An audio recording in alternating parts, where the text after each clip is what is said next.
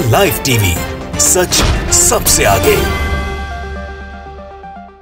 किसानों को गिरफ्तार करने वाले मोदी जी के मुख्यमंत्रियों को चुल्लू भर पानी तलाशने की बहुत जरूरत है।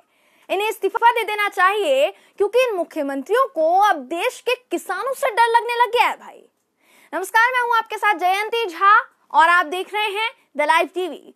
दोस्तों, हरियाणा के करनाल से बहुत ही बड़ी खबर आ रही है, क्योंकि हरियाणा के करनाल में महापंचायत के बाद मिनी सेक्रेटेरिएट का घेराव शुरू हो गया है। मार्च किसानों ने शुरू कर दिया है और इसके चलते योगेंद्र यादव और राकेश टिकैत सहित संयुक्त किसान मोर्चा के नेताओं को करनाल प्रशासन ने नमस्ते चौक से गिरफ्तार कर बसों में बैठा लिया है। लेकिन किसानों के भारी दबाव व प्रदर्शन के कारण बसों को आगे नहीं जाने दिया गया। अब सभी गिरफ्तार जितने भी किए गए नेता हैं, योगेंद्र यादव है, राकेश टिकैत है, उनको बसों से उतार दिया गया और पैदल मार्च करते हुए सबके सब आगे बढ़ गए, क्योंकि किसानों ने बहुत ही ज्यादा विरोध किया, जिसके बाद पुलिस को हार माननी पड़ी और सभी के सभी नेताओं को वापस बसों से उतारना पड़ा।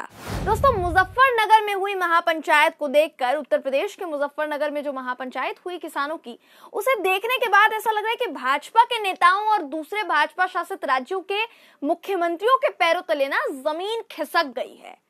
क्योंकि जितने डरे और सहमे ये लग रहे हैं, उससे अंदाजा लगाया जा सकता है कि भाई भाजपा कैसे अपने देश के ही किसानों से खौफ खा रही है। इन्हें डर लगने लग गया है अपने देश के किसानों से। दोस्तों, मुजफ्फरनगर में महापंचायत के बाद हरियाणा के करनाल की अनाज मंडी में महापंचायत का ऐलान हुआ, जिसके बाद भारी तादाद में लगभग 2 लाख से ज्यादा की संख्या से किसानों का जत्था महापंचायत में पहुंचा। लेकिन हरियाणा में महापंचायत का मकसद करनाल में किसानों पर हुई लाठीचार्ज है, जिसकी वजह से एक किसान की मौत हुई थी और कई किसान घायल भी हुए थे, जिसके बाद मिनी सेक्रेटेरिएट को घेराव करने का किसानों का प्लान था। तो हरियाणा के मुख्यमंत्री मनोहर लाल खट्टर ने किसानों को दिलासा देने के लिए एसडीएम का ट्रांसफर करवा दिया। लेकिन किसानों की ये मांग है कि उस एसडीएम को जल्द से जल्द बर्खास्त किया जाए, जिसके आदेश के बाद किसानों पर लाठियाचार्ज हुई है, वरना सभी किसान मिलकर मिनी सेक्रेटेरिएट का घेराव करेंगे। लेकिन हैरानी की बात है कि किसानों के सिर्फ तारीख के ऐलान से ही खट्टर जी की सिट्टी पिट्टी गुल हो गई। खट्टर साहब को इतना डर लगने लग गया कि पुलिस का जत्था उन्होंने किसानों को रोकने के लिए तैनात कर दिया। एक रात पहले ही सारे इंतजाम कर दिए गए भाई। धारा 144 लगा दी गई, इंटरनेट सेवा बंद कर दी गई। मतलब इतना डर कि किसानों को देखकर खट्टर साहब के पसीने छूट रहे हैं। आप स्क्रीन पर देखिए दोस्तों, आपको कुछ तस्वीरें दिखा रहे हैं।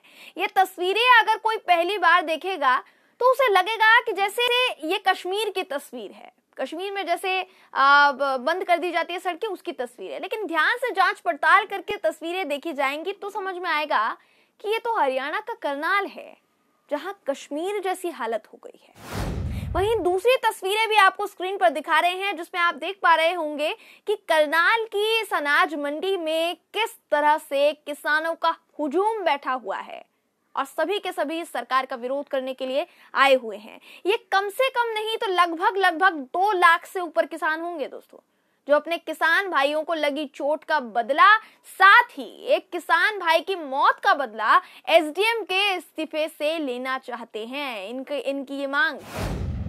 अब आपको बता दूं कि किसानों का ये जनसैलाब देखकर खट्टर साहब की नींद उड़ गई और 11 किसान दलों को बातचीत के लिए खट्टर साहब ने बुलाया, उनके अधिकारियों ने बुलाया।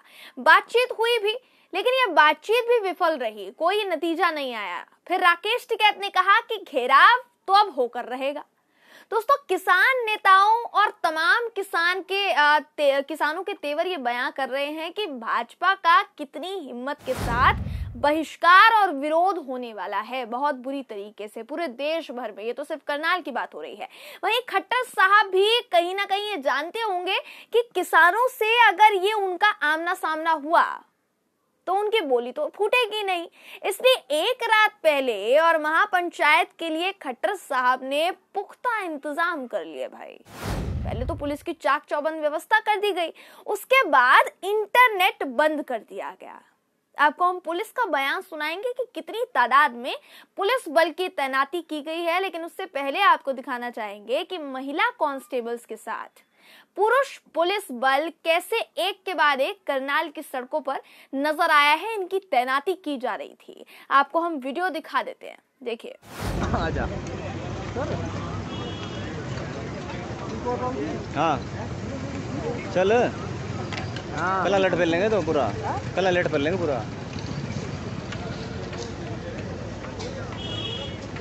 करनाला बजा कर ललट। हाँ ये लेडीज पुलिस है। हैं? चल भाई। बस वाह जी वाह।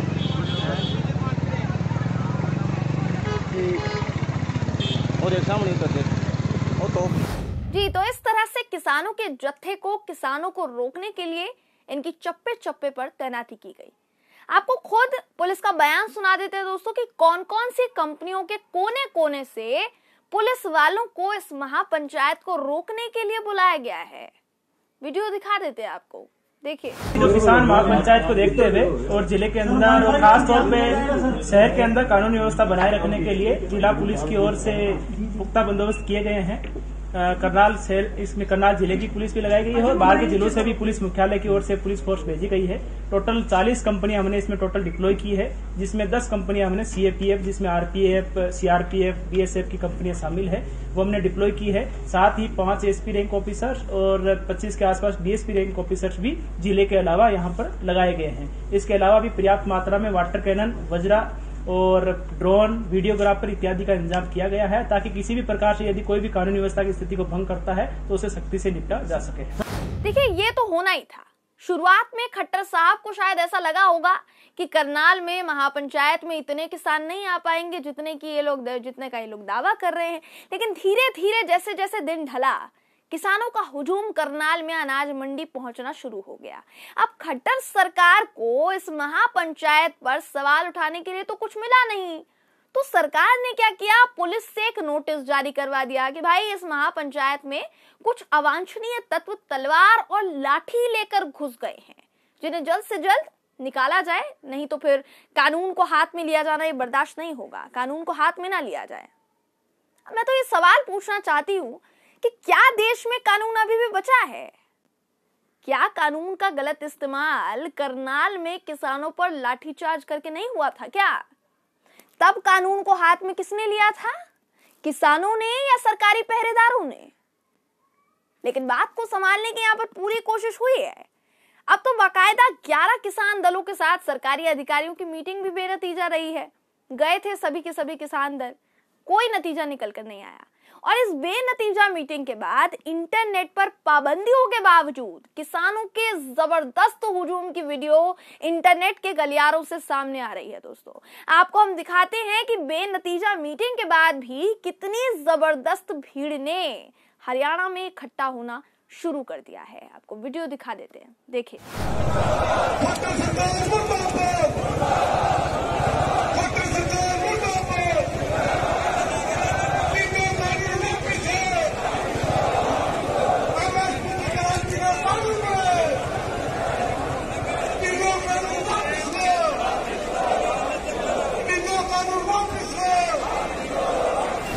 जी, तो इस तरह से किसानों ने पूरी ताकत के साथ खट्टर सरकार की खट्टरता को चुनौती देने की ठान ली है।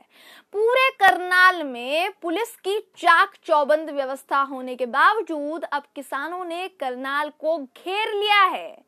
खट्टर साहब, अभी भी वक्त है, जरा समझ जाइए, क्योंकि ये किसान है, अपना हक लेकर ही ये वापस लौटेगा। अगर अभी भी आपकी सरकार नहीं समझी या आप नहीं समझे, तो किसान को अपनी भाषा में समझाना आता है और वो घेराव की भाषा में ही आपको अपनी बात समझाएगा और आपको बात समझनी पड़ेगी। बहरहाल दोस्तों, इस खबर पर क्या है आपकी राय, कमेंट करके जरूर बताइएगा। अगर आपको ये वीडियो पसंद आया हो तो वीडियो को लाइक और शेयर करना ना भूलें। फिर मुलाकात होगी आपसे किसी ऐसी ही खबर के साथ, तब तक के लिए नमस्कार। द लाइव टीवी, सच सबसे आगे।